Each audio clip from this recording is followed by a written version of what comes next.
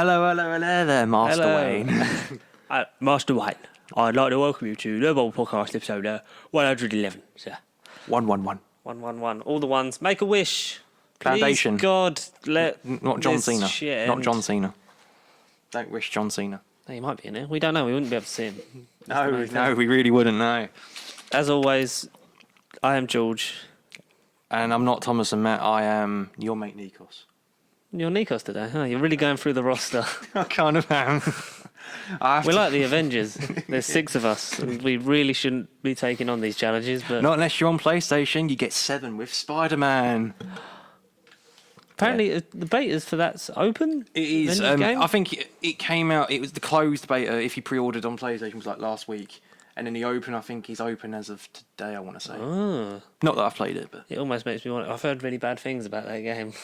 Really? I've Yeah. heard good things. I've heard the best thing is Miss Marvel and Black Widow combat, and the boss fight of Hulk versus Abomination and Black Widow versus Taskmaster. Oh. Because the game does look wank. It does look very It odd. does look horrible. I mean, because obviously they're gone for the movie like Template, well-known yeah. roster, but Yeah. they've made them look awful. Like Cartoony. Cap's costume is still terrible. His shield is like Even all the civilian, stripes are he's civilian wrong size. gear. I think the best is But then, Bruce. spoiler alert, he's died. So it's fine. Spoiler, Yeah, if you he's didn't remember the trailer from the game when they obviously stand around a Captain America statue, but he might not be dead.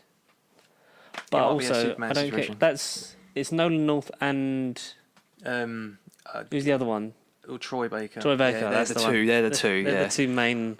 In They're everything. the two only voice actors in video games and essentially. life. Or Laura Bailey. She's the female voice actress. Is she playing Black Widow? I wouldn't be surprised. Probably I wouldn't is. be surprised. Or who else? I don't know. I can't think of any voice actors. Literally Nolan North, Troy Baker, and there's another Brian one. Blessed. Oh God. Brian Blessed as Thor. That would be funny. That'd be Malone. Odin son. Whoever holds this hammer will worthy. You know he was meant to be the second Doctor. Like they Wait, what? Yeah. What? Instead of Troughton? Yeah. Jesus Christ. Like he was gonna be, and then I think either he pissed the BBC off too much, or But yeah, that they voice. pissed him off. That voice says it all. I wouldn't be surprised. He was like Jamie.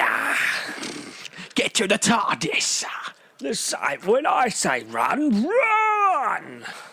I just imagine all the quotes of him now. I feel really sorry for anyone who's watching this for the first time because that's, we talk about nerdy stuff, pop culture, movies, video games, all that jazz because, there's only a short amount of time on this earth. Let's fill it with the unnecessary stuff before we disappear The knowledgeable stuff. into Christopher Nolan's Tenetverse. Tenetverse. There's a Tenetverse, yeah. God, that's going to be the main thing. Stick around for that. Got a couple things we'll talk about before we get into the big meaty section of this week's episode. So we have news that Stranger Things season 4 definitely won't be the last season, Oh, okay. which we kind of knew. The Duffer Brothers have said they know when it is and they know what they're building towards. I thought I read previously they aimed to get 5. I think I remember reading 5 or 6, something like that, like a couple of years ago. Which is fine. All shows need to end. Don't overdo it. Exactly. Don't Game of Thrones Just yourself. don't milk it. Just don't milk it. No. No. I do love Stranger milking. Things, but I am the season 4 trailer is just really annoying. It is. The fact It's that very they blew vague. their Hopper load way too thin, and it makes it pointless. Because I think if Hopper had died and stayed dead, then that's a motivation for 11 going forward, and like the fucking kids. chemistry of the kids and the whole group. Because didn't of they? Hawkins. Was series 3 their final season at school and stuff? I just remember them in the shopping mall. He didn't really elaborate I into think where they it were was the summer of '85, so I think they're still in school. at school. Yeah, or college even. Or yeah, Oh God, they're they're not. not. Well, no. Joe's got to put not Dustin. Joe, fucking Steve, the hair hanger. I couldn't Yeah. fucking call him his real name, Joe. Good old 'cause Kiri. Steve's got his part-time job at Scoops Ahoy. Ahoy! I remember Yeah. that. I remember that. I think season 3 was still my favourite season, just because of how fun it was. I love season 2. I think season 3 is it's very much this is. I like what- season 1. This As is what we well. are. Season 1 is I'd great. probably Season go. 1 is great. I'd I probably think go they're 3, all great. 1, 2. Just not 2 was bad. I'd like all 3 of them. I'd maybe go. I don't know. I love them all, but I think you can start to tell that it's like it's going to get the Game of Thrones syndrome of we know how big we are. We've got to either raise the stakes or just fuck it and we'll do whatever we want. Speaking of Joe Keery, though, he's in a new film this week called Spree, which sounded like Unhinged, I saw. Yeah. Essentially, he's a YouTuber, like live streamer, and he's been doing it for years. But what does he do? He goes and kills people on there. Oh, we don't do that. Not yet. Only the haters. Yeah. Exactly. Fuck the haters. Haters gonna hate. No, but that's out this week. Cool. Is that in the cinema? Yeah. And I'm planning on seeing it just because it's Joe Keery and David Arquette. They're like the only two noticeable names. Oh, And there's a load of like unknown people. Well, I haven't heard of. that's pretty cool. But because it's Joe Keery, I'll give it a chance. Be careful and wear your pasty sheep face mask. Available now. Yes. Each spread, I'll say each sold separately. I'll say each spread globally at this rate. Global domination. Worldwide shipping coming We're doing soon. quite well on that. So if you, we are getting more of those in. So if you do want to, we're doing our own plugs now. It's great. But if you do want a pastry face mask, either DM us on social media or get in contact. pastryproductions@gmail.com. Email us or message us. Yeah. Pastry Productions. You've got a separate email. That's the professional. That's not not the question one. The question one is. I'd never heard of. I mean, I meant to know about this, but that's the first I've ever heard of Pastry Productions. Not gonna lie. That's always been the thing. That's the email for the YouTube. Nerd Bible stuff is channel. YouTube stuff. Yeah. Nerd Bible is just for this show. And Pastry Sheep is merch and like. Pastry Sheep is off-camera yes, affairs. yeah. Off-camera affairs. Yeah. Yeah. All those expenses that we haven't been claiming. Benefits. If only we had money to do that, that'd be great. One day, if you buy a mask, and we'll keep a lookout for other merch coming soon. It's coming soon.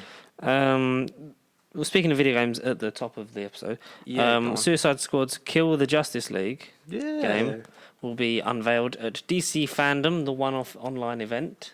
I think the 22nd. Yes. Yeah. So that's only how many days away? Sounds like it will be a much better movie than Suicide Squad, but not the Suicide Squad by James Gunn, the original. No, because I think Suicide Squad by. I'm hoping that would be better. That would be better than. Well, it will be. Peter Capaldi's in it as maybe Mr. Freeze. And Cena. And Idris Elba. And Idris. The only name is Will Smith, because I think he was probably one of the best features about that other movie. I liked Will Smith. Margot. Why Margot? Margot Robbie's like, she's having a lot of fun, but then it's like, she was like, I want to play this character again, but I'm going to be a producer because I want to make sure this character's done right. Which is Nailed it, yeah. Fair enough, because Birds of Prey is great. And it was actually good fun, yeah. It's one of the 2 DCEU movies that I own. Gladly own, yeah. That and Shazam. Exactly. The only 2 were really worth owning. Shazam! Aquaman maybe as a loose number 3. Aquaman's fun, but it doesn't know what it wants. Yeah. Aquaman and Wonder Woman. They're the 4. They're the good. I'm not gonna buy them all because I'm not fucking watching Batman v Superman again. Well, I only Man of Steel's okay.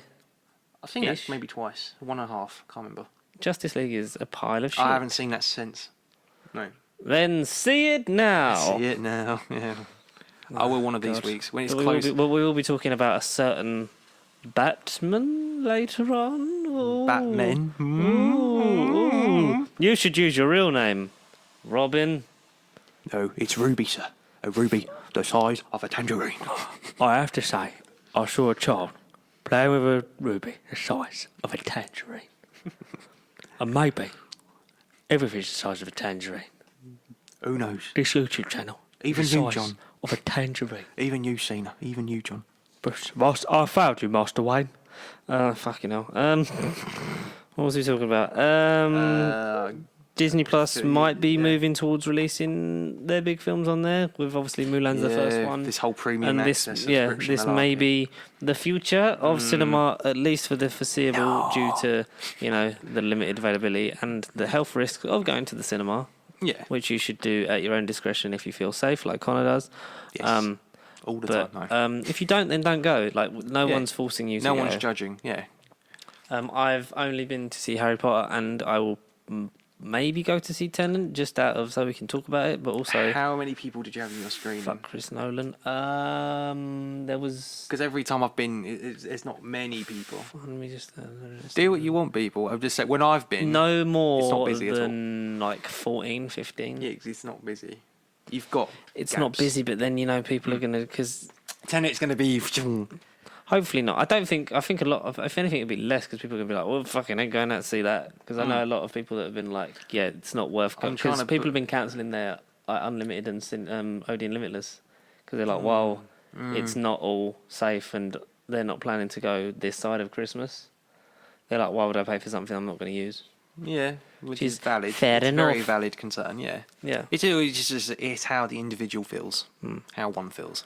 I think I'll see, because we're at the end of August, September. I'll see what September brings. Yeah.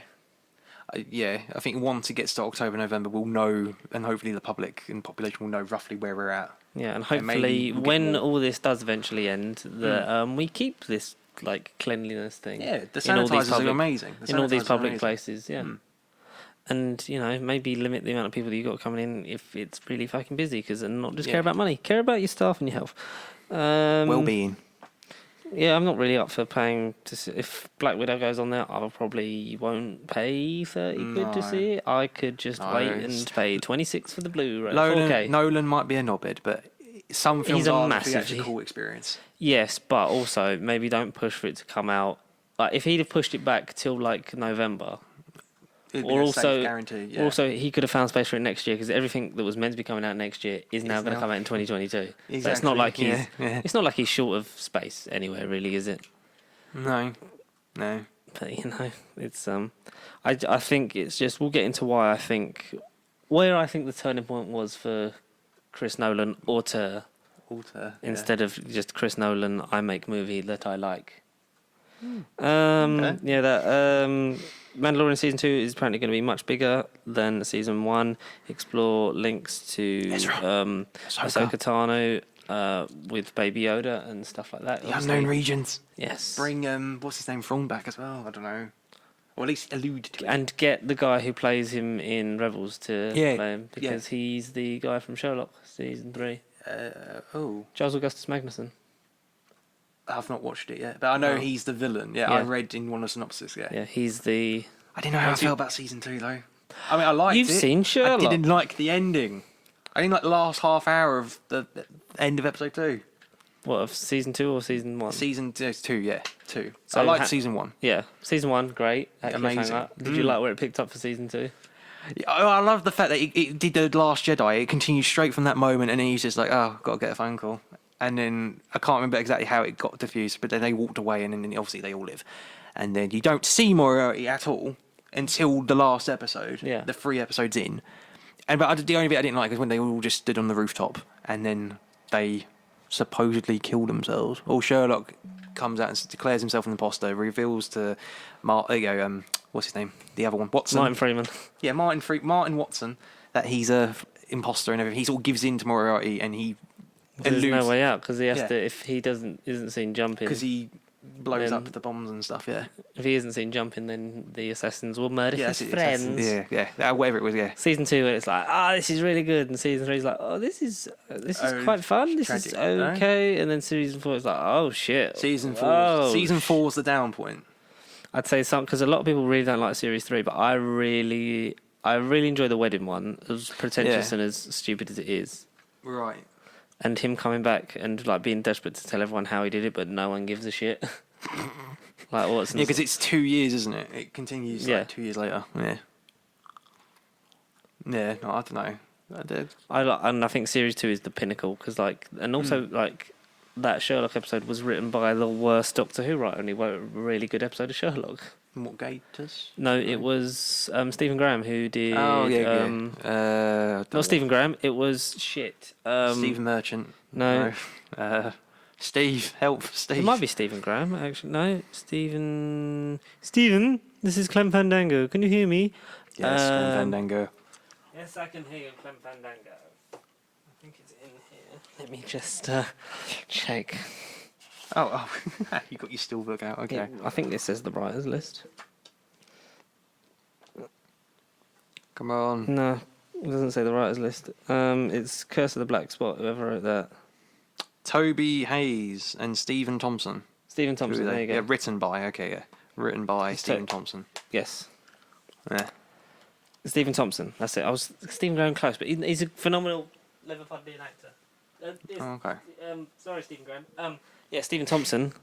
Yeah. He wrote that episode, and it's like, oh, like you can't write Doctor Who for shit, but you can do this. Good episode, Sherlock. Yeah, and like that's really well paced, and I like sort of the desperation and where it gets to with. There's stakes. There is genuine stakes. Yeah, and it's the fact that it's like everyone is on his side, and Catherine Parkinson from IT Crowd's in it. Yes, As the she is, journalist. yes, It's yes. like, oh, I recognise you. hello, Jen. I remember you. Who am I? Who am I? And who are you? I did love Hounds of Baskerville, though. I think that when I think of Sherlock in general, I think that's probably the most Googled Sherlock story I've heard about. And without knowing what it is, I'd love the episode. And I didn't have no clue what the plot was about, but I loved that episode. I don't think anyone knew what the plot was about. I certainly didn't. You weren't keen on it. You didn't like Hounds of Baskerville. I think it's okay. It's not. It's certainly I think the weakest. Not necessarily bad, but I think it's the Oh. because I really do like Scandal in Scandal, Belgravia. Belgravia, yeah.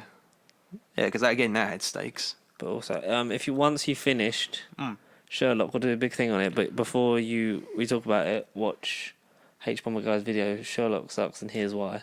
It's the best Sherlock sucks, hour and a here's why. half you will spend on the internet. Okay. I also did Peaky Blinders. I dabbled back to Yeah. Birmingham, season 2. Decent. I like it. I'm at that Series point, 6 I is don't what we're enjoy waiting it. for. Yeah. I watch Cillian it, but Murphy's I don't- amazing. He is amazing. I don't know. I respect get it and onto enjoy him. it. I respect and like it, but I wouldn't say I enjoy Peaky Blinders. If I binge it, I get bored. There's episode starts off like good, decent, whatever. Then you get the dreary talking moments, and then you get the good action scenes, and then you kind of go back down. Yeah. It's kind of a weird. It's a river of. It's a weird turtle Yeah. thing with me. If I watch it when I fancy it, I might enjoy it more because I try to get through it Yeah. as quick as I possible. No. But I Some did of them shows, if they don't grab you and they're not your bag, then. every 2 minutes. But I want to get through Peaky Blinders, but I Yeah. will do it like gradually. I think it's like that show's so good in the beginning, and then It loses. I think its the way. more a show gets public attention and sort of like, oh, you have to watch Peaky Blinders, and it's like, do I? Do I? Exactly. Yeah. Really? Because I was sort of like that for Game of Thrones. Because I didn't watch Game of Thrones until the back end of season 2. That's when I caught some of it on repeats before season 3 started, and then I've got the Blu-rays, and then watched from season 3 and Onwards. season 4 onwards, like on film, and I was like, "This is great." And then I got to the end, and I was like, "This is Horrible. hurt my soul." This is horrible. Oh, Yeah. I cancelled so I said I'd pre-ordered that Steelbook one. They finally brought out The standard, the like, standard. yeah. Just this is the complete show for like 75 quid less, and I was like, that one, Yeah, please. this one, and I did, and I Please. cancelled the Marvel one because I can't justify spending £400 on some films I already own. We already have Yeah. all 23 of them. Yeah. Yeah, I could just get the single ones for like £26 each, and I was like, that's a lot cheaper because I don't need as many. We just need to go on eBay and search those bonus discs. Hmm. I mean, if they don't sell ridiculously expensive. It's bonus. I think I know enough to not miss it. Yeah, exactly. Yeah. I feel like Being on here, I know everything. I feel like. I think we have become a lot more knowledgeable as we've sort of gone on. I know I certainly have. I know I Yeah, certainly you were like had sort of Yeah. you didn't know what a film was, have. Essentially, no, I didn't look at them the same way at all. Just like, and now you're a man. graphics. Yeah, Mandalorian. Yeah, do it. And to link in to our next bit after this, there is a song from the Tenet soundtrack being released on Oh. Friday Oh. by Travis Scott. Has the soundtrack been released yet? I don't even know. Has it? Don't know if the soundtrack's been released, but this is like the main. This is the The main like promotional song. like all the stars from Black Panther. This is apparently, according to Chris Nolan, this was the final piece of the puzzle. It's a mind-bending okay. trip through time and space. Oh god, so it's a bit of Doctor Who. How good is this song? Yeah, it's just a Doctor Who theme tune, but Travis Scott just sings. Okay. So can you imagine? But yeah, the cover does look good. It's basically a red album cover with John David Washington falling backwards or forwards and upwards because we don't know how timey-wimey works. Shall we get on to the main topic of conversation this week, which is, as you know, this will be out. This is the first one, isn't it? So yeah, this is because we're. I'm not here on the third. On this is. He's been kidnapped. You may shock you to know we're He's back. We're having to bulk to for the first time in a while, really, isn't it? Because I'm away next week, but this is the 23rd, so you don't care. Because 3 days from the time that you're watching this. Yeah. Next Wednesday. Because this is definitely the Sunday, the 23rd, when you're watching this. The 26th of August is finally the release date of the mad crybaby himself, Chris Nolan's new film, Passion Project, starring John David Washington, Robert Pattinson, Elizabeth Debicki, Michael Caine, and Kenneth Branagh. Yeah, Kenneth Branagh. Is that all the names on the posters? Did we do that right? I think we did. Yes. I honestly think Hamish Patel from yesterday as well. He's in it. Yeah. I caught yesterday. I really enjoyed it. Yeah, good. I think it come on Sky Movies. I was like, let's have a little watch. This is quite warm and cuddly. And original. Yeah. It's sort of a feel good. It's like a bank holiday film. It is, yeah. You watch that and be like, oh, this was nice. Let me put my pants on. You watch them without your pants on? Some people do on bank holiday. I don't know. I'm not just talking about bank holiday. I mean, any day. Tell you relax. Well, no one can see us from the waist down. Yet. Once we get a bigger room, it's all getting revealed. Bigger, badder, better, more pastier. Definitely is. Yes, so Christopher Nolan is a man who makes films, and obviously we've talked about how much he was bitching about the release date of Tenet being moved because of coronavirus, but hey, you don't want your audience to die if you want to make money from them. Finally comes out Wednesday, 26th. I'm looking at the calendar just to make sure it is the Wednesday. Yes, 26th. I'd be buggered if it weren't the Wednesday. August 2020 AD. So we thought... at first, it was like, let's do a whole Chris Nolan thing, but it was like, that will take too long because Inception and stuff like that. Memento. There are film film clubs and unsocial commentaries that we'll get to them, and we'll do a whole Chris Nolan special of something one day. Like, I'd love to do like an analysis of when he became a twat. Yeah, I can't know. But I know. So we thought we'd go for. Just the Dark Knight trilogy, yeah. We'd go for the Dark Knight because it's a safe bet. arguably his most popular work. Oh, easily, yeah. It contains one of the most influential, if not the most essential viewing of films of ever. It's Dark Knight. I'd say out of all of his films, is the definitely one you have to see at least once. Yeah, you definitely have to. If you were gonna pick 3 Chris Nolan films that you had to watch, whether good or bad, just 3 off the top of my head. Yeah, what would you pick? So Dark Knight, Inception, and I can't want to say Memento. I would say yes, that as well. Yeah. I'd definitely say Dark Knight and Inception. I'd say then maybe. Yeah, then you kind of got to think about even that. Yeah, because I watched that last night. It was good. Yeah. There's another. I wouldn't say Interstellar because it's fucking wank. The 4th I would have said Batman Begins. I would say Batman Begins or Dunkirk. Yeah, or Dunkirk. Yeah, something like that. They're the 5. There's films I enjoy, Chris. Like I enjoy Chris Nolan films. Let's just make that clear because the internet is a very strange place where you say one thing and people very opinionated. It's like a sea of sharks on here sometimes. But remember, every opinion is an opinion. Nothing is right or wrong. We all have an equal value of taste. I like Chris Nolan. I like more Chris Nolan films than I dislike. Yeah. I enjoy them. I don't enjoy. Sometimes they'll be like a film will, like on the way home from the cinema, or when you think about it later, you're just like hang on, the thrill of being logic frills, the thrill of being there. You're like, that was great. And Dark Knight Rises, and then no, that was what? How mediocre? Yeah. Interstellar, that's me in Interstellar. Did you see that at the cinema? No. I was gonna say, man, I feel sorry for you if you did. At the time, or was in because it was back on at the cinema. Was it? Yeah. Did you see it back on? I watched it at the beginning of lockdown. It was like on Netflix or something. I can't remember where. I own that on Blu-ray for the visuals. Yeah. Because at the time I was like, it was all right. And then I rewatched it. I was like, this is boring. Anyway. Yeah. So the Dark Knight trilogy, Batman, it's, pop culture, super. And it gives us a chance to talk about DC in depth for a while. And will prove to you, hopefully, that Marvel aren't paying us off to just talk nice about them. Yeah, we're equal value. We're you not know, loyal. We don't just. I love DC characters. I wish they were made into better things. Don't we all? Yeah. Don't we all? Constantine, Like Keanu. if I would have loved a decent Justice League film, but we're never going to get one of those. No. Not unless No, they you don't. commit to actually making it colourful and hero. So, The Dark Knight. We'll go through film by film. Yeah, why not? Yeah. In order. And let's talk about the Dark Knight trilogy. The Dark Knight trilogy. We start off in 2005. Dun, dun, dun, dun. It's a dark time. It's not. No puns. No pun intended. Anyway.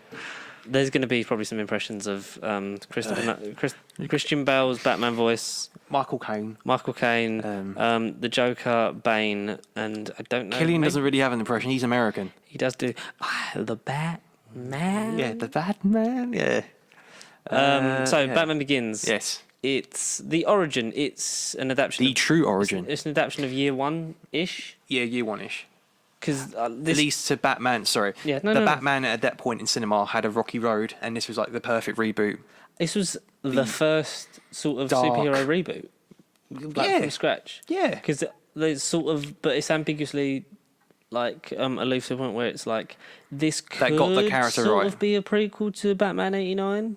Yeah, a loose. Yeah. Because it's you can like interpret it as that. the style of because it's the city looks old fashioned. Like there is modern technology, but it's got the Burton thing of it is timeless because you don't know from the look of the people like what time or place it's in. It didn't particularly come up in all That the films. changes. Yet. Batman '89, Batman did it. It didn't tell you, like you say, it don't come up what year. Yeah, the you films just are know on. that like with references to modern technology, you know it's about present day. Exactly, Sort of. yeah. But it looks old fashioned in the way, the layout, and the people and the fashion sense. Blah blah. It's not Gotham. Very It's not Tim Gotham. Burton-esque, but there's no bat nipples like Joel Schumacher.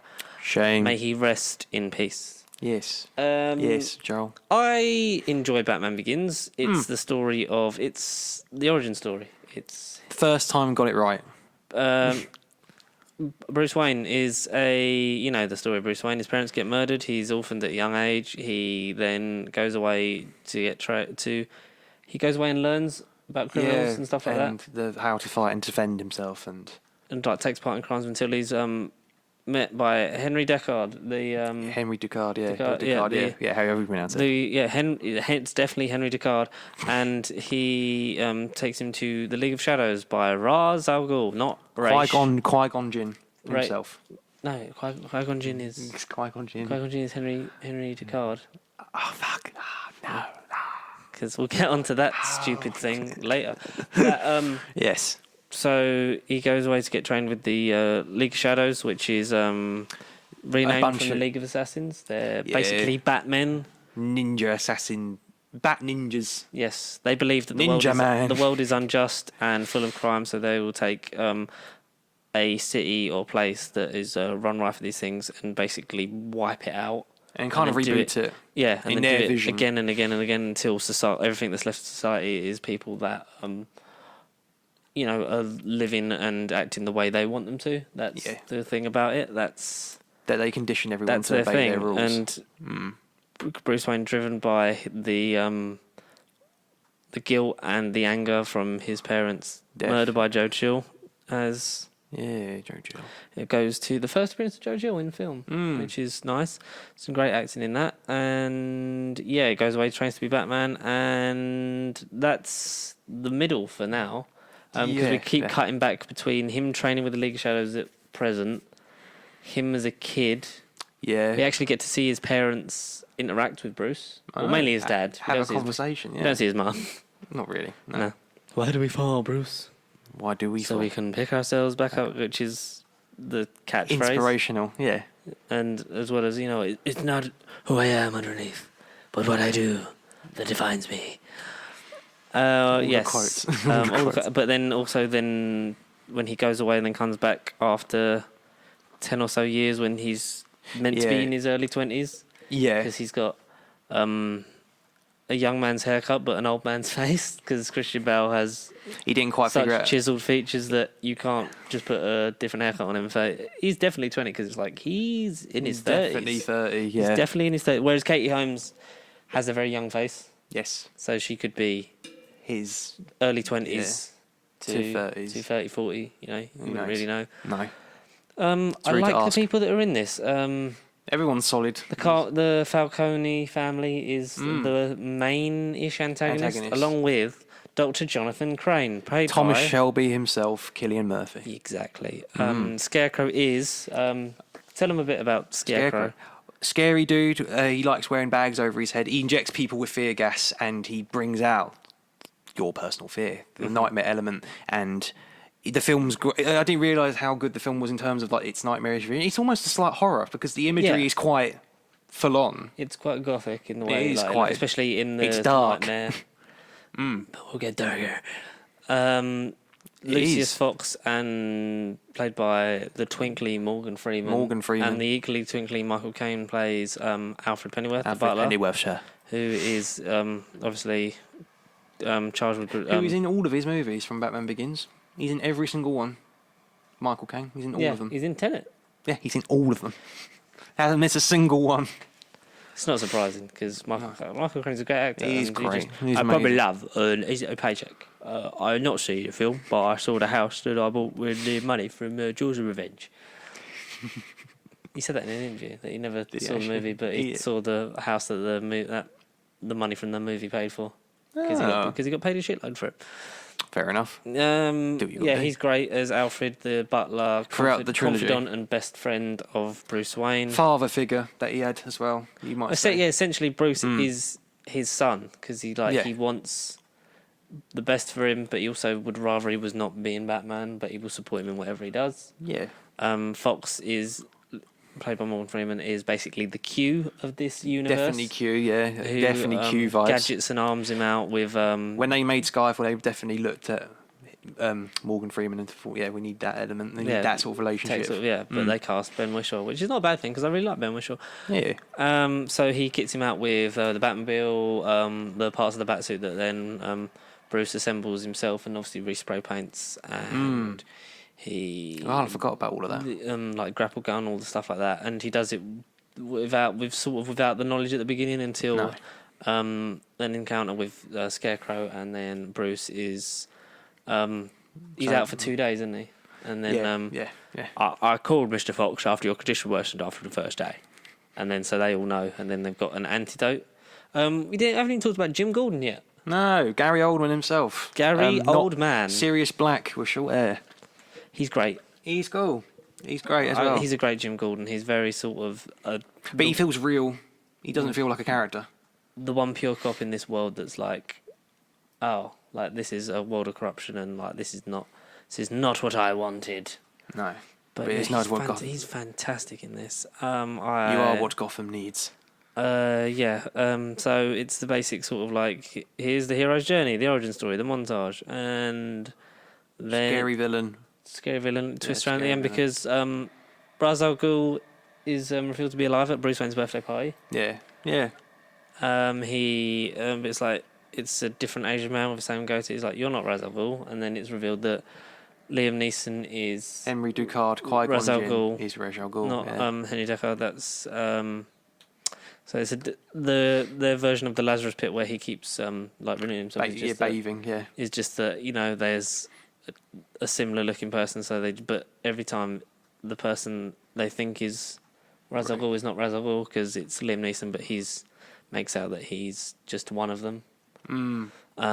He then proceeds to burn down Wayne Manor. Poor bastard. Which one thing I think is like, you burnt down my house and left me for dead, and now we're even. But he didn't. He burnt down the house and killed most of the League of Shadows, but it gets he saved Liam Neeson because there's that whole person he lives with in the mountains that's like, I will tell him that you saved his life. Yeah. It's like, why? He left you in the care of someone to bring you back to health, but he also does say compassion is your weakness. So he should have let Liam Neeson fall off a mountain. Yeah, and then none of the last act would have happened. And then he definitely wouldn't have been in a Lego movie, I suppose. I don't know. No.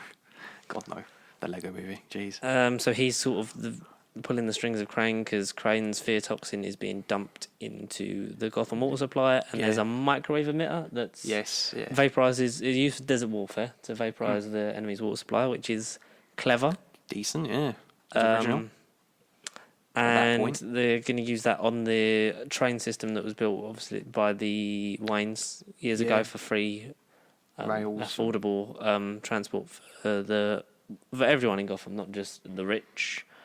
So they'll take it along that, so that then when they get to the mains in Wayne Tower, all the water supply in Gotham will vaporise and everyone will be ingested with the fear toxin, and Gotham will Live in fear. rip itself apart, which is what Terror. the League of Shadows want. They obviously Gotham is full of shit, so they want to tear it down and start again. Rebrand it. Batman, who's not doing his Batman voice as much in Begins. Oh, he isn't. And why didn't he do this Batman voice in the whole thing? True. Why didn't he? The Bat voice is the only bad thing about Dark Knight. The only thing I don't like. Yes. I kill those people. What do you think of the bat suit in this one? I can't want to do it. I totally forgot. I forgot it was like painted and resprayed and everything. I didn't realise he had the suit on at Lucius Fox's labs. I didn't realise. I thought he made it. I kind of forgot where it all came from, essentially. I didn't realise he actually bothered to paint it and spray it and stuff. I didn't even know and where he got it from. It's from League of Shadows. From League of Shadows, yeah. That was cool. I liked that. That was a nice detail. But the cloak, where did he get the cape? He got the cape from Lucius. Lucius. He all just had it all. Because he goes then, so the body armour's for, like, cave diving so he doesn't hurt himself. Yeah, that was cool, yeah. And then he gets, he wants, like, base jumping, so then it's this fabric that then if you run electric current through it, it keeps the structure, so then he uses that to make the bat wings to glide. You watched these, like, last night? Or like over the last couple of days. I must have watched them a month ago, and I'm not amazing, necessarily in the right order. I'm amazing, like how. I think I watched them literally I watched Dark Knight Rises, and then Batman Begins, and it was like, because you don't have to watch them, but it was like I was gonna, but then, fuck it, I get it. The whole Q thing of like he does all that stuff, blah blah blah. I do own the Dark Knight trilogy, but not on 4K. Maybe I will upgrade. No, I think you should upgrade. Maybe. Have you got it? Yes. How's it look? Beautiful. No, that's the thing about Nolan's movies. They do genuinely look great on 4K. Apart from when the aspect ratio changes every 3 seconds. Due to the IMAX scenes, yeah. Oh, God, there's some stuff in that coming up. Lovely features. Yeah, it's great. Like, it's well-paced. I think it's 2 hours 15? Hours and 15, yeah. Something like that? Yeah. Because Nolan movies are universally long. Yeah, at least 2 hours. Yeah. This is the shortest one of the trilogy because Dark Knight Rises is the longest. Yeah, I think that's like 2 hours and 40 something minutes. 2 hours 45, and then it's 2.5. 2.5 for Dark Knight. For Dark Knight. Yeah, something like that. Memory serves us well. Yeah. Or either that or we're just guessing because we make this shit up half the time. Sorry, let's Google it. Let's end the debate. Yes, I do. All the performances are great. It's well paced. It's nothing that sort of blows you away. It's a pretty decent origin story. It is. It's ambiguous enough that at the time they could have used it as sort of like maybe like make it so it could have been a prequel to Batman 89. 2 hours and 20. 2:20. That's good. See, we were 5 minutes off. 2 hours and 20. 2 hours and 32. Yeah, that's basically right. Yeah, exactly. Dark Knight Rises. Runtime. 2 hours and 44. Jesus Christ. You can feel that. The weight of every announcement. I like it. I like how it looks. I mean, the fight choreography is bad in all of these movies because you can't cut round it because you don't sort of see anyone in focus or any moves. It is all blurry shots. It's basically like Transformers, but not Michael Bay. Yeah. No explosions. No. But yeah, it's great. It's a good setup for this. It's not dark and gritty like everyone says it is. No. It's just sort of. It's the presentation. It's the presentation that makes it look. Let's strip it back to what it is, which is Batman versus the mob because his parents were killed, blah blah blah, and then they sort of build it because these films don't tend to do the Marvel thing, which is be overly comic booky. No. This is probably the most realistic portrayal of Batman we could see in our lifetime, maybe. Because from until the Batman comes out. Yeah, but that's going all detective and sort of. But that's what I like. Yeah, no. He's meant to be the world's greatest detective. Is it real though? I think it's going to be very We're going to Arkham-esque. find out. But is that real? That's a game. Arkham's a game. Some of the best games of all time. Yeah, without a doubt. But it's not real. Apart from Arkham it's Knight. not Nolan. No, I think these could be like the most realistic Yeah. portrayal we'll get at least in our lifetime. Maybe. It doesn't overindulge in the No. comic book aspects of the character or the series. No. I think it's safe to say. Because Batman Year One is sort of the only thing that you can definitely go. That's what this is. Source is from. It's Because a loose adaptation. even the GCPD, they're not friendly with Batman in this film. They look at him as a vigilante and a threat as well. Mm. Except they don't come across as antagonistic. But Gordon's the only one that's there trying to listen to him at least. Yeah. And then you see throughout the trilogy, they then sort of have that perception change gradually. Yeah. But in Rises, it's more of a, wait, can we trust him? Because of reasons we'll get into. Oh my god, we got some reasons. We have got some reasons. Solid 7 out of 10. At least an 8. I would have said an 8. 7, 8. It's not as bad as people make out. No, far from it. People for some reason don't like Batman Begins, but I think We'll have a good time with it. Batman Begins is, I think, if you're expecting Dark Knight levels in Batman Begins, whereas Dark Knight would not have existed without what was like the way they set it and they leave it in Begins is then what gets picked up in 2008's The Dark Knight. Arguably one of the best superhero movies, if not movies of all time. Oh, yeah, exactly. It's bigger than just a comic movie. For me. Perfect movie performance by Heath Ledger as the Joker. One of the best, if not the best performance by I think well paced for 2.5 hours. It flies by. It really does. It really just goes. never stopped. It's sort of like they took all the bits from Batman Begins they liked and sort of went, all right, well, here's what we have to play with. Let's make a super slick action movie. Bigger, badder, darker, better. I think we'll have to just go straight in and talk about it opens with the heist. The heist, the infamous heist scene, which again is one of the best intros to anything. 6 of the Joker's accomplices. Yeah, something like that. Yeah, I can't remember. I've lost count of people.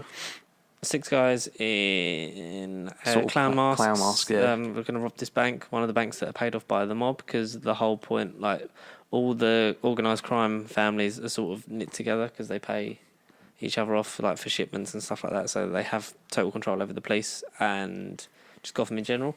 Yeah. And the Joker decides to get his team to hit one of those paid off banks. Yeah. And bit by chip bit, in. so they split up into different, like, crews for the job, very the heist, very yeah. GTA style. It does, yeah. And they each give you a bit more about the Joker. Like, I didn't meet him, no, but I heard he does this. Like, I heard he wears, like, war paint. I like the war paint. Like, he expects to sit out and still get a cut.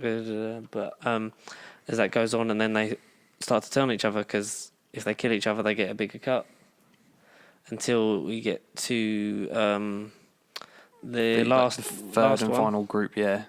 After this, because it's organised during the day, because Batman only sort of does things at night. At night. He is the Dark Knight after all. So let's do it during the day, which is genius. And logical. Everything is planned, like, within an inch Precise. of its life. To the T. It's so perfect. Even getting the school bus to get the stuff on, so then they can join this convoy of school buses. So when the police come, they don't. They don't suspect a thing. Yeah.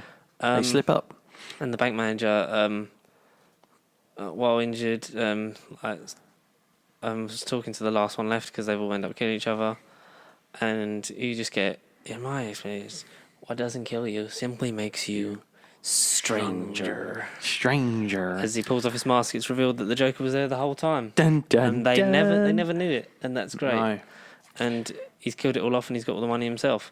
The Joker is in this a master tactician. He's 20 steps ahead of everyone.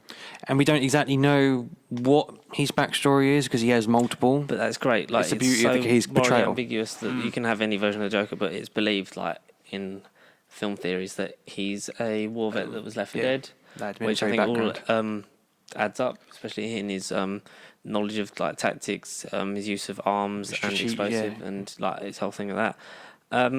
So as that ends, then we get to where Gotham is now. Yeah. Sort of Gotham Crane's selling his solution, like his drugs, to other dealers and stuff like that. And like, one of my favorite things is, like, I told you my hate formulas would take you places. I didn't say there are places that you would want to go.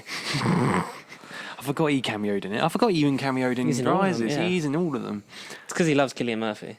I mean, I And then don't blame Cillian him. Murphy's not in Tenet, so it's like... Or any of the other... Well, Dunkirk. He's in Dunkirk. Yeah.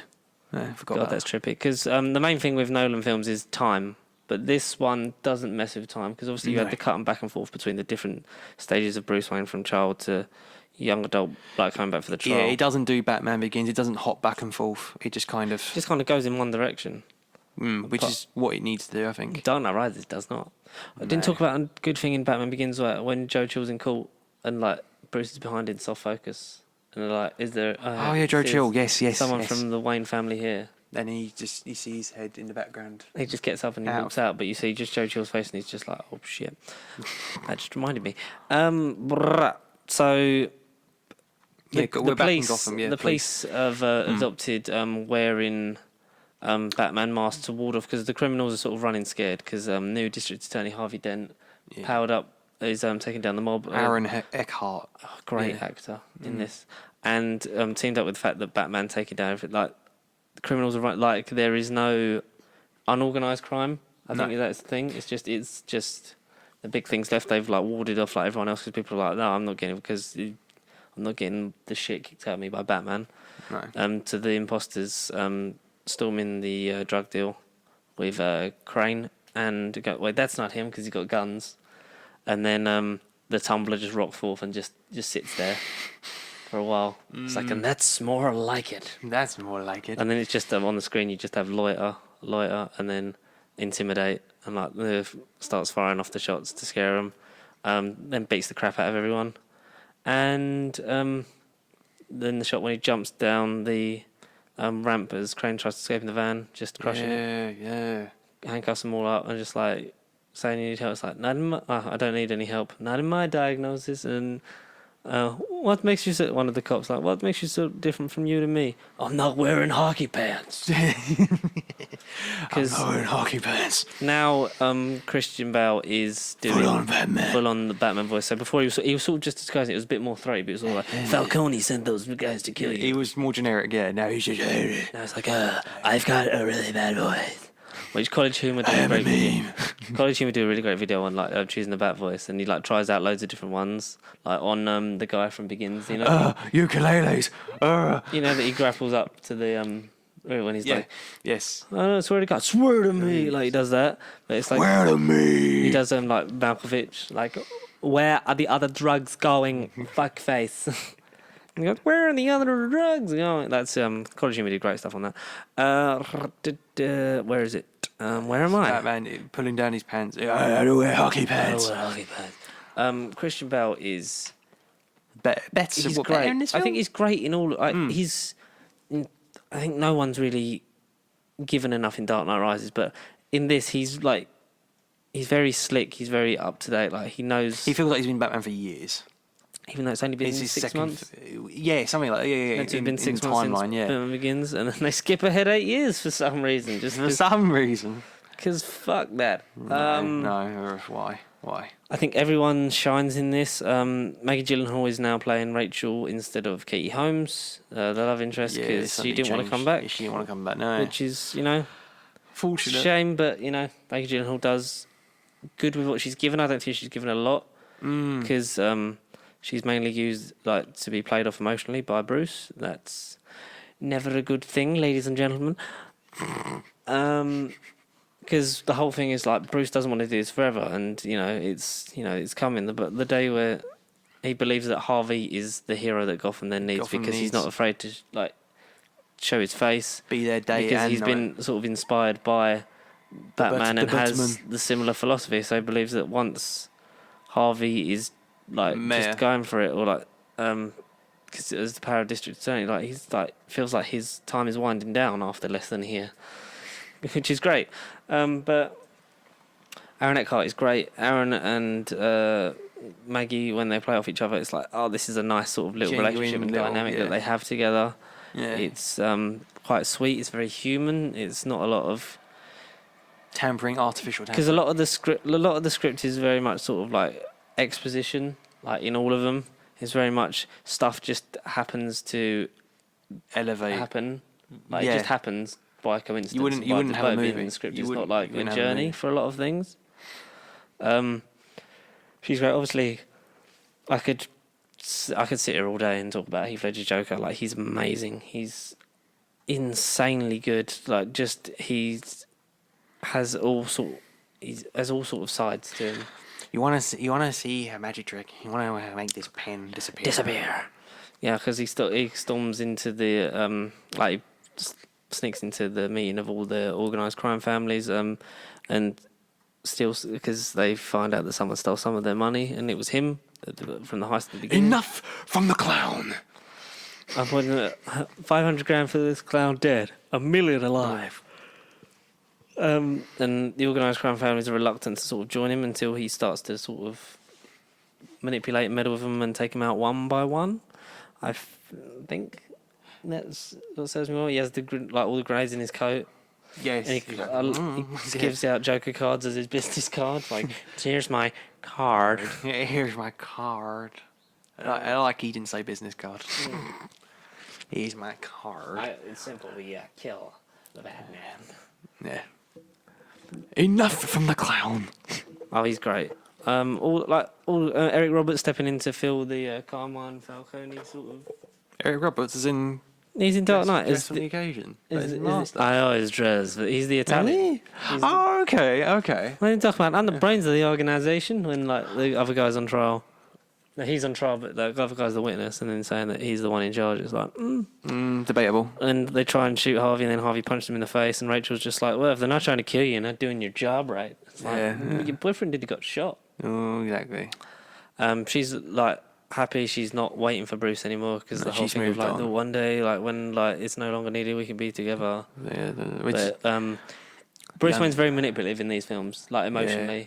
He doesn't seem to know he's doing it, and he doesn't pay off until Dark Knight Rises, because everyone sort of just like goes along with him as being in the right until Alfred in Rises is just like, you've been a prick. She was gonna leave you for Harvey and just be your mate.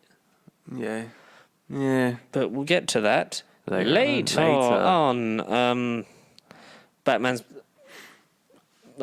trying to stop the Joker, but also trying to keep Harvey on side. The White Knight. Yeah, because he wants him to be a force. The Day Knight. While it's like a battle for Harvey's soul, really, because Joker wants to turn Harvey into his weapon, into the worst kind of person there is, doesn't he? He wants everyone to lose faith in him and just send it into chaos. Because if he breaks Harvey, then he's the only shining light Gotham. in the city, then Gotham's ruined. He leaves clues around for the next person he's going to kill. Almost like the Riddler. Very much like the Riddler. Very much Riddlery. But not like in a puzzle. It's just like, these are the people I'm going to kill, and there's nothing you can do about it. You want to play a game? Here's a game. Police commissioner, the judge, and Harvey, the three like listed key figures after. Yeah. I don't remember who's killed before them, but they're going for them at once, and they managed to poison the commissioner. They blow up the judge, which is a nice bit. There's the way it's cut together, like all the timings of that. Like, just get in the car, open the envelope, and it'll tell you where you go. And it opens it just says up, and then the car just explodes. And the commissioner dying, which obviously leaves a promotion available for one Harvey for Gordon. Oh, for Gordon, yeah, of course, yeah. Because is he lieutenant at this point? Lieutenant Gordon, yeah. Lieutenant General Gordon. And he's with the Major Crimes Unit, which is a great. The Joker just escaped MCU. It's like that's Feige. a nerd's dream. Feige. Should be aware of that, Feige. So, to sort of get him on side, and also to sort of get in Rachel's good books, he Bruce Foe's fundraiser, because he says one fundraiser with my guys, you'll never need like a re-election or anything again. Because he's not up for re-election of district attorney. He's like, I'm not up for re-election for like another 3 years. It's like, trust me, with me, you won't need it ever again. Yeah. After just one. I've got this. Which is, I think he generally does like Harvey, but he's also doing it for a greater means to prove to Rachel that he's Bruce Wayne. He's trying to be an adult. Like, it's not who I am underneath, but what I do and what I think. Even though he then comes in and does the typical comic book Bruce Wayne shot with the two girls. Yeah. He's very sort of party boy then. But I love the way, because he acts as a dumb airhead billionaire, because then people are not going to be like, Bruce Wayne's Batman, because it'll be like, Well, no, because he's too selfish and a bit of an arsehole, which is like very much like the animated series. Whereas I think Keaton was just like he was too. It would never be him because he's too aloof and like it's just like Too not goofy his and not his style. style. Yeah. Yeah, Bale did I it. like the sort of almost triple performances he has to do, like the Bruce Bale. Wayne, the Bruce Wayne playboy, just himself, Act. and then Batman like facing down danger kind of stuff. It's very. It's So yeah, you complex. got three. You got the true Bruce Wayne with Alfred and Rachel and even Two-Face. You've then got like you say Playboy, typical comic book Bruce Wayne that he's like public act Bruce Wayne, and then you've got Batman. Yeah. This is your mask. Because you see, Batman's who he actually is meant to be, but Bruce Wayne is the persona that he's using to cover himself up. So, yes, Chris Nolan, we get that. Yeah, it's established. Yeah, so, and then Bruce knocks him out and hides him, and Joker storms the party to sort of finish the job to get all three of them done to like kill Harvey. Like, has anyone seen? You've seen Harvey? You know where he is. Yeah. He's got a panic room, which is because he lives in an apartment while they're waiting for Wayne Manor to be rebuilt. Yeah. Which I always found like I was like, why is that? I was like, oh yeah, because the whole thing blew up, and the Batcave's in a different place. It's the second Bat. Like he's got two Batcaves, but why wouldn't he just drive to the other one? I don't know. Maybe because why was it mentioned in the first one as well? Maybe the construction workers will. I swear we didn't find that out until The Dark Knight. We didn't realise he had a second cave. Well, maybe he did it because of like the construction going on that he didn't want to get caught going out like going in as Bruce and coming out as Batman. Yes, what's next? See, and there's one of the worst line deliveries because of the Bat voice. Yeah. You got a lot of fight in you. I like that. You're gonna love me. But I also have a question for you. How long was Bruce standing there? Exactly, yeah. And how did he get there without someone turning around and noticing him? Because there was thugs everywhere and there was party guests. And it's not like he came from the ceiling. Because he literally just sort of walked into the shot and you're gonna love me. And then beating him up and then like, let her go. Very poor choice of words. Yeah, very poor choice of words. And he's psychopath. He's great. Like the mayor gets named next. Like that fight's good, but it's sort of like over and done. And then like he saves Rachel, and it's just sort of like a feeling each other out. As Joker continues to name people, kill them. Like, he names the mayor at the commissioner's funeral, which I think that for me is one of my favourite scenes. Yeah. Is like because he's there and then. The cop dressed as Batman, like on a noose, like dead, like swings into the window. That was always cool. Shits me up. That was a genuine good jump scare. I didn't see it coming. All the fucking time. Yeah. That's a good scare. Mayor Garcia's like named as next but there's loads of windows because they're like in the middle of like the city. So it's like we're there's a lot of windows up here, and that says Bruce is like finding out from the fingerprints on the gun after. Who gets shot? Who gets shot because he digs the thing out? It's one of the things. He digs the brick out and then recreates all the shots. Manages to piece back together, get the thumbprint. I can't remember who got shot. We will guess. And tracks it down to this apartment building where loads of police officers have been bound and gagged and their uniforms stolen. And there's a camera lens at the window with a timer, and then that goes off. And then they think it's a sniper, so they shoot at it. But it's well cut together between the roof, Bruce, the podium where the mayor is, and then the actual sort of like overhead shot of all the police officers doing the salute. Oh, okay. Oh, now I know what you're yeah. Right, and then as Gordon sort of like clocks onto it, like just as the Joker without makeup on is one of the genuine people. Heath Ledger, yeah. Brings down, and then they shoots it there, but then like chaos erupts because they don't know who's who, but Jim's died in front and supposedly died. Spoiler alert: he didn't. But it's all like because he's dead. That was sort of that was like Jim Gordon's dead. He didn't do enough, damn it. And then Harvey finds one of the people. I think they were in Arkham Asylum. It's he's what's his face in Ant-Man and the Wasp, like the Baba Yaga. Baba Yaga. The Baba Yaga guy. You know, he's like I can't remember. David dash something. Something like that. Who's Mashalon going to or be something. in the Suicide Squad? He is. He's Polka Dot Man, I think. Fucking brilliant. Yeah, he's Polka Dot Man. He's great. He's wearing a badge that says Rachel Dawes, like targeting Rachel next. So they have to keep her safe. David the Mashalon or something. And then we get possibly the best IMAX scene of all time. The IMAX spectacular. Of The Dark Knight on the whole, because the aspect ratio changes like every 2 minutes or something. Yeah. Even on the 4K disc, it does it all the time. But we get the truck scene. Yeah, and like the Batmobile. Come on, head me. Yeah, because the Batmobile. So they're taking Harvey because Harvey gets told by Batman to give this out and we'll call a press conference and then I'll reveal who I am and get taken in because the whole thing is if Batman turns himself in, I'll stop killing people. And he didn't disappoint. You let 4 people die. But then Harvey takes it on himself, I am the bad man, and then gets arrested. And then as he's being convoyed to the prison, the Joker then forces him underground by putting flaming trucks and stuff in the way, forcing them into the underpass, slowly taking out the cars one by one. And just as he's about to rocket launch, Batman jumps the Batmobile in the way, destroying it, but ejects it to the Batpod. The Bat bike thing, yeah. It was cool. The Bat Cycle. Yeah, exactly. And then we get that's it, we're chasing him down. He's because he's mental and he doesn't mind. He's not afraid of dying because if he dies, he's won. But also, if he sticks around a bit longer, he's like, oh, I can do this now, or I can do that thing on the ferry.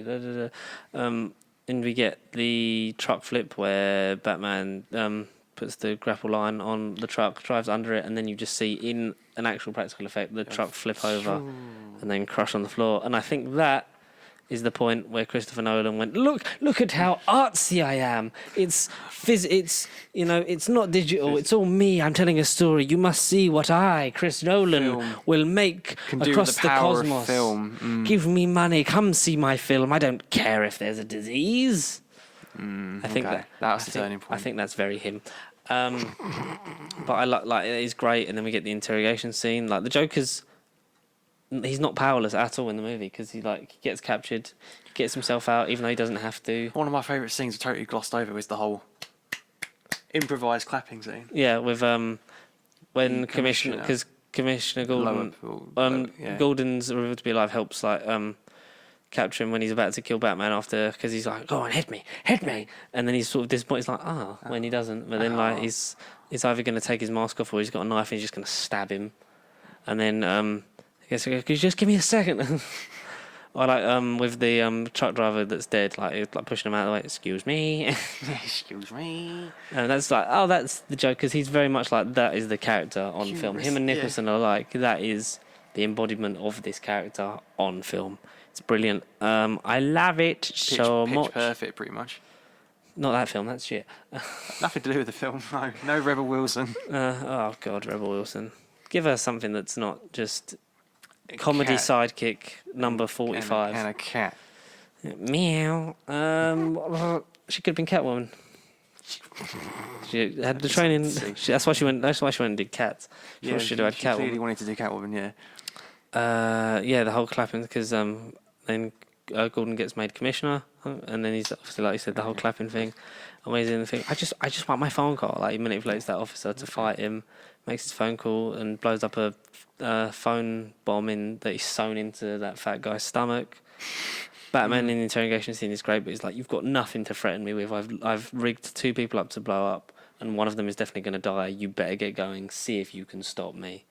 And it's wow, powerful, dramatic stuff. Yeah, because all he got, even with the hospital, after he rigs up Rachel and Harvey to oil drums, and they're going to blow up in 5-10 minutes, something like that, and they're at different places. But he tells Batman the wrong address, so he thinks he's going after Rachel, but he gets Harvey. Yeah. To which Rachel then Why blows. Did you choose me? To smithereens. But before that, she got a nice one where she said goodbye to Alfred. Yeah, Alfred on the phone. Yeah. And gave him give this to Bruce when the time's right. And after all the time he's called her Miss Dawes. When she leaves, goes goodbye Rachel. It's that's because they are friends. Yeah. It's quite sweet. So she blows up and He said Michael. Alfred. Alfred. Michael Caine Michael reads the Pennyworth. letter Alfred of you know, she's going to marry Harvey, blah blah blah, but still be friends. And before he gives it to Bruce because he's heartbroken. He's like, she was going to wait for me, Alfred. So he just decides to spare him the pain and burns the letter. Yeah, he does just burn it. Yeah. Which is quite sweet. And he's doing it. Well, it's not sweet. He's just doing it to sort of save him his pain. His pain, yeah. Because the man, he's a living embodiment of pain. Yeah, he doesn't need this right now. No, it's the last thing you need. And Harvey then, like, he's on the downward slope. He's becoming Two-Faced because half his face is burnt, which is looks so grim and great. It looks still real. Now, like 12 years later. It holds up, yeah. No, it is 12 years. 12 years. Yeah, Jesus 12 years. Christ. It has gone like that. And to think about it, I've only seen the film twice. That's insane. Which I love that he didn't recognise Joker until he took that face mask off. Though. When he's like just laying there and he goes, But even when he's resting his head on the gun, like, just kill me. Because if you even if he kills Joker, he's won because Harvey's turned. Yeah, is it a gun or is it a knife he holds? It's a gun. It's a gun because he goes, "I'm an agent of chaos." Yeah, agent of If chaos. if it's a truck full of soldiers, no one cares because it's all part of the plan. But one old man dies, everyone loses their fucking minds. Yeah, everyone loses their fucking minds. It's just it's so true, and it really hammers. It makes me want to watch it when I go home. It really makes me want to watch it when I go home. Do it. Treat yourself. I want to. And yeah, so that happens. That's great. And Harvey's on the turn. He's fully become Two-Faced and taken out all the people that are responsible, like all the crooked people that Did he let Joker get to Rachel? Sorry, go. Question: did he have the coin with him the entire film, or was it The coin's within the entire film because he goes. It was with so him. you know when the thing starts, like, because he's late to the trial, and he goes head like, "Oh, like, you sure you know these files?" And she's like, "I know him backwards." And like he goes, "Heads I lead the case," like he's the lead prosecutor, and because it's heads on both sides, because he goes, yeah. you know, it's a big thing to leave a chance. He goes, I make my own luck. Yes, because yeah, they're both heads. So he goes like when he's playing with the guy who's Rachel, like the Yeah. when he goes, yeah. you know, heads you live, tails you die. Yeah. He goes, do you want to keep going? And he's like, I don't know anything, because obviously he thinks that there is a tails, but we know that there's a head, so There he'll keep isn't. living. But because it gets charred, I like how one of them is burnt. it gets charred with the explosion, so then it becomes clean side you live, charred side you die. Yeah, exactly. I like that. And so he flips it and Joker doesn't die. He's like, oh, cool, I can go and blow up 2 ferries now. He does that to then loads of people, like the Italian, Eric Roberts. Yeah. Like he survives. It's like, you're a lucky man. Never realised it was Eric Then he Roberts. goes, and then he flips it again. And he goes, but he's not who? Your driver, and then shoots his driver in the back of the head. Then somehow survives that car crash. Exactly. Loads of people, like one of the crooked cops at the bar, stuff like that. It's all those kind of things. And he's just on the downward spiral. And then he kidnaps Jim Gordon's family. They go, And like, where my family died. Like, you go, come and get me. And meanwhile, the whole thing with the ferry is there's 2 ferries, one full of normal people trying to evacuate the city because if you don't want to be part of my game, get out by midnight. And one's full of prisoners, one's full of just normal people, and they've all each got each other's triggers. Bombs, yeah. But they're rigged to blow, and they've got. That was good. But if at midnight, if no one's done it, then they'll both blow up. And in the meantime, Batman's using the sonar like a submarine, Mr. Wayne. Just like sonar, just like a submarine, Mr. Wayne. Because they do that whole thing that we haven't even talked about, the Escape in Tokyo, getting what's his name, like Chow or something like that. Yeah, Chow, yeah. And then like beating the shit out of those people. That's great. And then the plane picks him up because he sets up that beacon and gets back in the plane that way. I think the choreography in the fights are so much better in this film than the practical effects and all the fight choreography and the stunts, they're fantastic, and like it looks great, and you can tell that it's like this is what Nolan wanted to make. First time around, yeah. So like tracking down the Joker, like fighting him, bringing him in, like, you and I are destined to do this forever. You won't kill me out of some misplaced self-righteousness, and I won't kill you because you're just too much damn fun. It's like, that's the context of the comics. That is their relationship, yeah. It's brilliant. And then obviously he gets arrested, and he goes to Jim's aid because he flips the coins for each member of his family, so he's about to shoot his son. He goes, look in your boy, tell him it's going to be okay. Yeah. everything's gonna be okay. And then Batman fucking does it. As he chucks it, and as we get as he's getting the coin, he then just sort of spears, rugby tackles him out off the.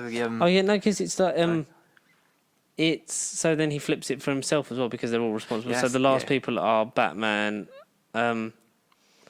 Jim, and Harvey. So he flips it for Batman, shoots him in the gut. Yeah, in the gut. Yeah. Shoots it for Gordon, but Gordon would be his son.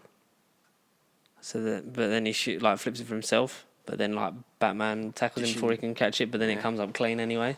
And also the Joker was right. Like, you're gonna break your one rule because he kills Harvey not on purpose, but out of self-defense and just trying to save the kid because he is dead because of Bruce pushing him off the thing. But it's his own actions, and then they go into the whole thing of must keep this secret because if it came out, then the Joker would have won. Like if they failed to believe in Harvey, so they even with the subtle thing of just turning his head to the other side, so it's his clean, face side.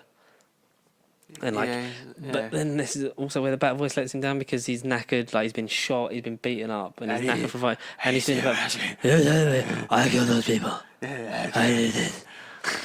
It's because he's the hero Gotham deserves, but not the one they need right now because they have to believe in Harvey for a time until. Bring me Robin. Where's Robin? Then it ends, and that's a solid 10 out of 10. And perfect movie. My favourite Chris Nolan film, without doubt. And there's no arguing. I could easily just accept that. But yeah. And now we move on to the worst one. Maybe. I think the worst one. Definitely the weakest Nolan movie. Maybe. Oh, definitely. Yeah, I think without a shadow of a doubt. The worst one of this trilogy. The worst Nolan movie. Definitely the worst one in this trilogy. Possibly the worst Chris Nolan movie. The Dark Knight Rises. Set 8 years later, but come out 4 years later, and in this time, all they've done is read the press releases of Dark Knight, and they love the grim and gritty. Let's double down on that. Yeah, let's keep it going. When I rewatched this, it did not sound like it sounded for me the first time I watched it. And the thing I say is Bane. Yeah. But we will get into that because 8 years later, Batman has become a recluse. Batman's gone because of the guilt. The cops all believe that he's the one that killed Harvey, and he was a murder spree, and Harvey was a good man because Bruce and Jim have to maintain the lie to keep the faith in Harvey Dent.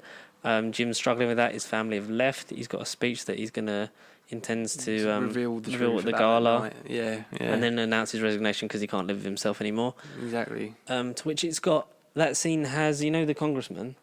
That's Thomas Wayne from Joker. Yeah, I know, yeah. I was like, that, yeah. I looked at his face and I was like, hang on, Sean Bean lookalike, and I Googled it and I was like, damn, it's the same dude. It's all connected. Yeah. Joker's part of the Nolanverse. Oh, Jesus Christ. Can you imagine that piece of shit? I watched that the other day, I was like, it still could have been so much. Yeah. You get what you... And then you do get, bits of this is a society we're living in. We're living in a fucking... You get what you fucking deserve. But they do, they do very much milk it. Yeah, a little bit. But that doesn't happen. Bruce Wayne's doing his best Robin Hood impression or Green Arrow cosplay because he's got a dodgy goatee and he's doing archery in his bedroom and he's got a bad leg for some reason, even though he's only been Batman for a year. Oh, exactly. Yeah. Unless he fucked up his knee when he fell off that tower thing with Harvey. Maybe. But it never gets confirmed. Nah, never confirmed. And Selena Kyle, Catwoman. Anne Hathaway. She's undercover working in Wayne Manor and then steals his mother's pearls. Gets out of it. No one is given enough to do in this film. No. Michael Caine is barely in it. I like the shot when he enters because it's oh fuck, the boss is here. Yeah. Better look like we're working. Go in the swing. I lock the door. Leave the tray on the table. I lock the door on your way out. Maybe stop letting people in this side of the house. Maybe you should learn to make your own bloody bed. Alfred is insanely quotable in all of these films. But does he ever say anything that's important apart from just exposition? Let me tell you about my time in Burma. Comedic relief. Master Wayne, let me tell you about my time in Burma. But yeah, good old Burma. The size of a tangerine or a satsuma, depending on the size. Satsuma. A tangerine. God, the pacing is off in this. It is all over the place. The opening thing Bane is fulfilling out Ra's al Ghul's destiny. I was wondering what would break first, your spirit or your spine. Tom Hardy is Bane, who in the comics is souped up on venom. In this, it's just an aerosol mask to administer pain relief because he was fucked up in prison and the doctor messed it up and he's just severely injured. We don't see him without the mask in this, do we? You do briefly in the thing where he shot. gets Talia out, like, and his only guilt was loving me, and he just like, goodbye, and then he gets pulled under, and then he's got the bandages with the blood on him, and then he's got the mask. He's jacked to fuck. It's great. They got that part right. Oh, definitely. And it's it's a strange setup because he's going to fulfill the destiny of the League of Shadows. The whole thing with the plane, they don't realise Bane's on it. No, like he's I like that intro sequence with Peter Baelish. Yes, Littlefinger. You're a big guy. Like, so they're interrogating him by like about to throw him out of a plane, and then they're shooting him. It's like, well, you're not talking. Or perhaps he's wondering why you would shoot a man before throwing him out of a plane. If I take off that mask, will you die? It will be extremely painful. You're a big guy. For you. For you. Because the mix is definitely different because it's like all the sound gets drowned out when Bane speaks. It's very weird, yeah. It's like they've pre-recorded it in a booth and they've just It's like drag and drop, isn't it? It's like put that dialogue in, drag, drop that in. It's like, it would be extremely... Even if there's like music in the background and as soon as he speaks, it's like it gets muffled, like you say. Yeah, everything like goes down and it's just Bane. It goes, hello. Yeah. And that's not how I remember it in the cinema. It was at least mixed better. Like you could barely understand him anyway, but it was at least mixed better. And they've denied multiple times that they ever re-recorded anything. Like it's like we never redubbed it, so they might have just mixed the levels differently. But it's like when he's doing that thing of like it'd be extremely painful, and it's like it's like you're a big guy. For you. The volume goes. No, they expect one of us in the wreckage, brother.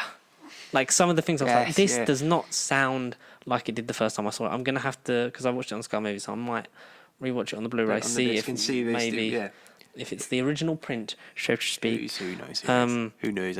Bruce Wayne is then drawn out of his retirement from Batman when Bane is threatening to bring up the revolution and the revolution. I will turn it over to you, the people. Let the people of Gotham be their own judge, jury, and executioner, and just descend it into chaos like Ra's al Ghul wanted. Miranda Tate is played by Marion Cotillard. Yeah, Marion Cotillard. She's all right. It's the only sort of weird performance I've seen her in. She's weird in this. She's much better and having more fun as Talia al Ghul. It's a thing. It's fine. Michael Caine breaks up with Bruce. Yeah, just like that. When Alfred leaves, it's like she was gonna leave you. She wasn't gonna revive you, bastard. It's like I have to leave for you to see how much wrong you're doing. When he has his first night back, when he's causing distractions, like the police weren't getting it done. It's like, yeah, but you're like thinking because when you're seeing the videos of Bane like crashing the stock market, it's like look at the way he's fighting. He's basically saying he's going to beat the shit out of you. You need to have more of a plan or some backup. Well, yeah, essentially, yeah. You need to have a sidekick. John Blake. Joseph Gordon-Levitt, who's a staple since Inception. Who's he sort of make a comeback with Project Power that came out be really the other good. day. I want to check that out. I've heard it's good, yeah. We get Joseph Gordon-Levitt, who's a cop who's born into the ideology of Jim Gordon's police force. He's vision. He joins it because of that. Like, I want to protect people. And he works out that Bruce Wayne is Batman. Without any intuition. Very much like Tim Drake. And they called him John Blake. Just call him Tim Drake, because then DC fans would have been like, oh, this is our version of Robin. Not like, you should use your real name. Robin. And then the second line clearly redubbed Robin. What would have been the first name been? Joseph. Gordon. Look, so his name's meant to be Robin John Blake. Robin John Blake. So just call him Tim Drake. Because if they'd called him Tim Drake, they'd have been like, oh, so this version of Robin is like a police officer. That's Tim. That's cool. But he's great. He's the most. He's got the best moral compass out of anyone in the trilogy. 100%. He's just like, this is what he is. This is what he believes in. He questions authority when they belittle or aren't like focused on like the good or the bad. Like they're more morally ambiguous than him. So like especially after like he like fights bravely those two people, like accidentally kills one of them, and he's like, oh my god, like I can't believe I just did that. And like, wear a mask. It's to protect the ones you care about. Batman gets broken because he gets the shit beaten out of him by Bane, where he literally breaks his back From Nightfall. I think, yeah. Batman Nightfall 93. But he recovers in 6 months with rope therapy in a pit. Yeah. Ish, Lucky. Rush, ish, rise. Right. Rise. To which he's got then the only way out is to climb up the pit. But then Bruce Climb learns out the that do it without rope, then fear will find you again, and you will be free. Because he's literally just doing sit-ups for 6 months. He's in there. Yeah, he's just. So it's been like almost 7 years since Dark Knight by the end of the film, and then it's a little bit more, so maybe like over 7, nearly 8 years. Yeah. The last act is ridiculous. So there's a nuclear. I don't know. It's not like a bomb. Like it's a nuclear source. Like it's for renewable energy. Yeah. Yeah, it's only clean. It's Gotham's only hope of clean, sustainable energy. But it's like because Wayne Enterprise is going under, so he gives it to Miranda Tate. Like you have to, do this for the best of us, and then if it's under threat, we'll flood it. Blah blah blah. Not realizing that she's Talia al Ghul, she's the daughter of Ra's al Ghul, because they keep talking about the child of Ra's al Ghul. They did kept bringing it up, but they kept calling it he as well. Yeah, well, they kept referring to it as Bane, and the child who plays young Talia has her hair cut in a way that's could be either way. So that's fair enough. Yeah, ambiguous. It made us guess for the first time around, but then we watch it again and we're just like, it's obvious. It is great, and yeah. And it's like you spend the whole time going, well, Bane's like the son of the demon, blah, blah, blah. And it's like, he's not the son. He's not the child of Ra's al Ghul. I am. Daughter. Because when he finally gets back from that pit halfway across the world, ends up back in Gotham somehow. Just miraculously, he just turns up, yeah. Yeah. Yeah, he is a bit... Why, Nolan? You didn't think it through. Exactly. You didn't think it through.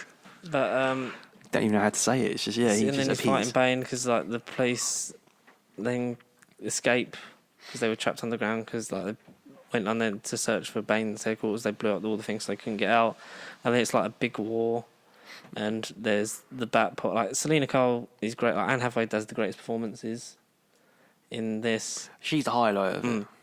Like your whole no guns thing. I really think you have to reconsider. It's brilliant. Her performance is like brilliant. The rest of it's all like, oh, this is someone's having fun in a comic book movie because it's trying to be too dark and gritty, but it's like, oh, I got this big stupid voice, which really does detract from it. And next with the raspy voice. I mean, his voice gets more raspier as it goes on. Yeah. But he does the Bat voice when he's talking to himself. Like when Carl disappears, he goes, "Hey, so that's what that feels like." Yes, that's what it feels like. So then the League of Shadows get hold of that nuclear energy source, and turn it into a bomb, and the cutting on the timing of the bomb is ridiculous. So it goes from 11 minutes, like they get an EMP on it to stop the trigger because they know that a citizen has the trigger. Where is it? Where is the trigger? You never give it to an ordinary citizen. Where is it? And that's when Talia reveals that she has it. They stop the detonation from the trigger, so it's like, no way, you've only bought Gotham 11 minutes. And then loads of stuff happens, like the fight, getting back in, and then it's been like 40 seconds, and then it's still on 10 minutes by the time like Batman, like they're chasing it down and trying to guide it back towards the dam so they can hook it up so then it won't blow up. And then suddenly it goes from like 10 minutes to 5 minutes. Yeah. And then like it crashes through the underpass, and typical the film worst death, Talia al Ghul. And then Bruce decides to hook it up to the Bat, which is the flying version of the Batmobile, and fly out over the bay because that's all he's got left while John Blake's evacuating all the kids, like trying to get as many people off the island as he can before it blows up. To which these really scared police officers blow up the bridge, and it's like, oh dear. And it's like, you killed us all. And then he flies it out over, and it blows up, seemingly killing Batman, saving everyone. But he goes, is it? And then you get that moment before when he goes, as simple as putting a coat on a little boy and telling him the world hadn't ended. And he goes, Bruce Wayne? And then like Bruce dead. Wayne. They get rid of all of the settle all the assets of Wayne Manor. Wayne Manor because he'd done his will before the thing. He sets up the autopilot just so he can go missing because it was fixed 6 months ago. What was the idea was on it? Bruce Wayne. Because the whole bat doesn't have autopilot. So it's like you can put it on autopilot, let it go out and blow up. It's like there's no autopilot, so it's got to look like a genuine accident. Yeah. So it looks like he's flown it out there and he's blown up when in fact he hasn't. But where was he Exactly. in that shot? No. He wasn't in the remote control cockpit because when would he have got out in that minute? Don't know. There's Editing, a lot man. of things, Editing, problems, flaws. and then he turns Wayne Manor into a kid's home, which Bruce Wayne actually would have done. It's nice. It's great. It's a nice the Wayne touch. Foundation or something The like Wayne that. Foundation, and and then all the stuff gets settled, and he gives John Blake has to go and get his stuff that's been left to him because it's like a breadcrumb trail that only he's following. Yeah, It's like, exactly. try my legal name. You should use that. Robin. It's like, oh, that's so stupid. Give us actual Robin, because Robin is definitely an important part of the Batman story and the universe and the mythos. And it needs doing after Batman Forever and Batman and Robin. It's I'd rather see. It's like we're never going to get Robin, but there's Chris Nolan going, see, Robin. Do you think, change the subject, do you think we'll get a Nightwing film one of these days? Do you think we'll ever get a Nightwing film? I think we should. But with Dick Grayson. But would you rather see like a Dick Grayson film as Robin first? Whether or not a Batman and Robin type movie, and then you see Nightwing. You'd see a Batman with Robin, and then that Robin go off to become Nightwing. Because one of these days. he's it's psychopathic, the Batman's life. It is strange and weird, and it's like he lets these people die for him and does all that stuff, and then he's selfless at the end because he flies it out over and seemingly dies, and they resurrect the statue of him, like either in the town hall or in the police precinct. Yeah. And the bat signal's been replaced, and Well, doesn't it get smashed? Or was that in the Dark Knight? they got smashed at the end of Dark Knight, so Bruce Wayne's like replaced it, and then we're left with John Blake is the new Batman. Yeah, I in the think cave. he's gonna protect the people the because it's a cave. children's home that can't be tampered with because everything has to remain as they are, and that's to be sorted out by Alfred. And then he takes it because I took a holiday every year. You were mission. Hoping to achieve with a wife, cut the kids. Because I wanted anything apart from you to come back to Gotham because I knew there was nothing here for you. And then he obviously picks that tradition up when Bruce dies, and then sees him in a cafe with Selena. And yeah, that was nice. Yeah, that shot of him. Yes. we should have just not seen him. It should have just been Alfred looking at the screen, nodding, and then getting up and leaving. Yeah, he would have been more powerful. Leave it ambiguous. It's just so slow. It's so long. Like you feel the runtime. I like the intro. I liked Bane's introduction. I can't exactly remember Bruce gets introduced. Then you see Catwoman. I like their dynamic, and then it kind of does meander. You get Sharon Tate or Talia in the background doing Wayne Enterprises stuff, and like Lucius isn't in it as much. Alfred's not in it as much. Alfred leaves. He's there at the beginning. He's there at the end to cry. Exactly. He's not even. Yeah, I don't know. He's kind of all over the place. This one. It's a weak end to the trilogy. Yeah, it is. Shame. 6 out of 10 maybe, if that. It's definitely the worst. It's the longest, and doesn't do justice. You just don't think Chris Nolan was in it because they were like they let him make concessions because like please come back and finish Batman. Because he was apprehensive about doing a third one. Yeah, we'll let you make whatever you want. Please come back and finish Batman. And then I think because David S. Goyer didn't write or co-write this one. Yeah, and that probably shows as well. That shows. God, that was the issue. That's terrible. What do you think of the Dark Knight trilogy? Let us know in the comments below. Does it get dark as it goes on? Do you see a light at the end of the tunnel in the Dark Knight Rises, or do you just hate them all? Or are we wrong? Was Michael Keaton the best Batman? Let us know. Are you thinking who's Batman? Well, who's Batman? Across the week, you can get in touch with us and send us questions. nobubcontacts@gmail.com if you want to get in touch with us. The other ways at Pasty Sheep across all social media: Facebook, Twitter, Instagram. Like, comment, subscribe, and share. Tell your friends if you spread the word. If you haven't before. Help us get out there a bit more. Connor, anything you would like to say? Yeah, masks or anything? Buy a mask. Masks. Just please. DM us, email us. Yeah. We'll get you. Let our farm spread and grow. That's got to be a slogan now. Let our farm grow. Spread the farm. Spread the love. Spread the farm. Kill the bad man. But And yeah. most of all, stay pasty, y'all. Yeah. I have. Stay pasty. Thanks once again for listening to this week's episode of No Bubble Podcast. I have not been George. And I've not been Batman. I've not been Connor, sorry. I've not been Batman. I've not been Connor.